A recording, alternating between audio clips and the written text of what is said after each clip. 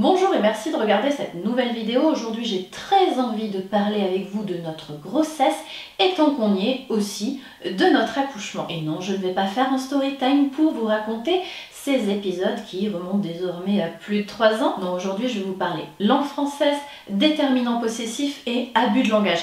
Pour arriver vite fait à la conclusion que je ne supporte pas cette façon qui se veut moderne et décomplexée de dire notre grossesse et notre accouchement quand, pour ce que j'en sais, la femme reste, me semble-t-il, la seule à se cogner le boulot.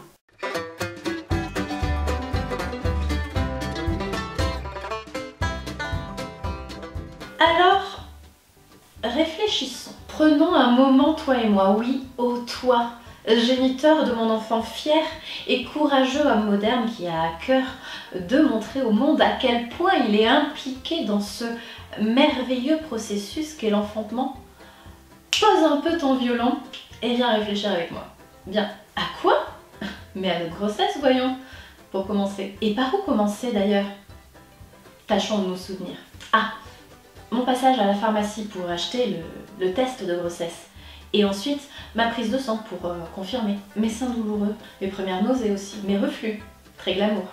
Mes insomnies, mon incontinence, mes cheveux qui tombent, mes vergetures. Ta patience, ton implication, ton enthousiasme, ton soutien, ton réconfort, ton bonheur grandissant au diapason du mien. Oui, mais mon diabète gestationnel, ma glycémie, mon insuline, ma sage-femme, mes séances de préparation à l'accouchement, mon souffle court arrivé à la moitié du premier étage de la cage d'escalier de l'immeuble à la fin du 8e mois, ma lenteur à me mouvoir, ma rétention d'eau, mes seins qui gonflent, mes pieds qui brûlent, ou l'inverse, je ne sais plus, mais c'est pas grave. Non, c'est pas grave, ce ne sont que des détails puisqu'au bout il y avait notre accouchement, ma poche des os qui se fissure, mes contractions, mon lit d'hôpital, mon monitoring, mon attente interminable, mes contractions, oui j'ai déjà dit, mais ça a duré quand même. Hein.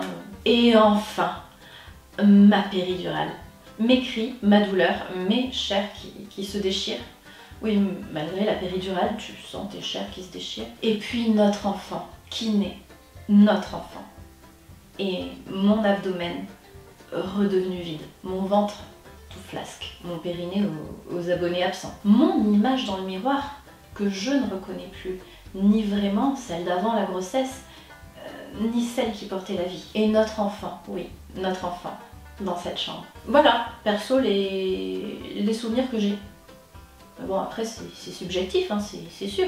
Ah, et puis une dernière chose, me tarade juste aussi. Dis-moi, tu causes, comme tu y vas, avec notre grossesse et notre accouchement, mais laisse-moi me souvenir.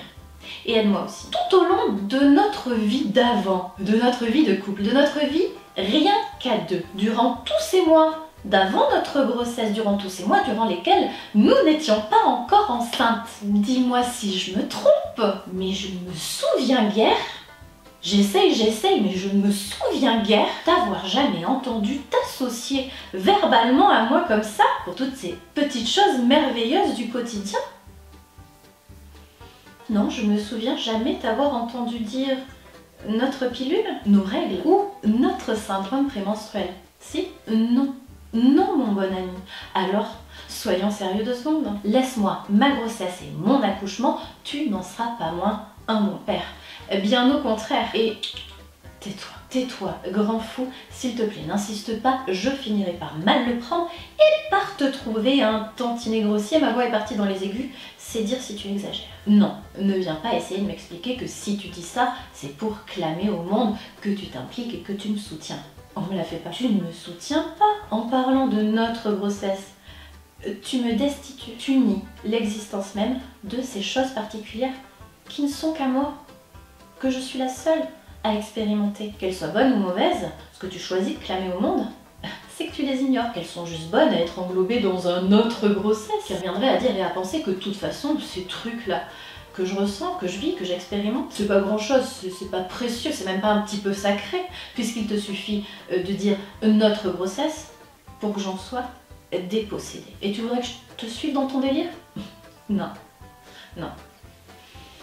Non, Bon, maintenant soyons clairs, même si pour un souci de forme j'ai utilisé la première personne, même si pour un souci de forme j'ai apostrophé, soi-disant, le père de mon enfant, ma visée était beaucoup plus large. Parce qu'à vrai dire, le père de mon enfant, pendant ma grossesse et mon accouchement, il a été plutôt parfait. Présent, impliqué, attentionné, mais aussi respectueux de cette part de sacré, de cette part de magie entre mes entrailles et moi. Alors prenez plutôt ce petit discours imaginaire comme celui que j'aimerais que chaque femme dise à son homme quand il commence à lui parler de leur grossesse et de leur accouchement. Mais bon, peut-être que je suis la seule à me payer un bon gros délire, à y voir une ruse passive-agressive, un bon vieux sketch de pervers narcissique, une expropriation lors de laquelle la femme enceinte n'a même plus l'usufruit symbolique de ses propres entrailles. Alors dites-moi ce que vous en pensez dans les commentaires, dans nos commentaires, puisque eux, ils se partagent.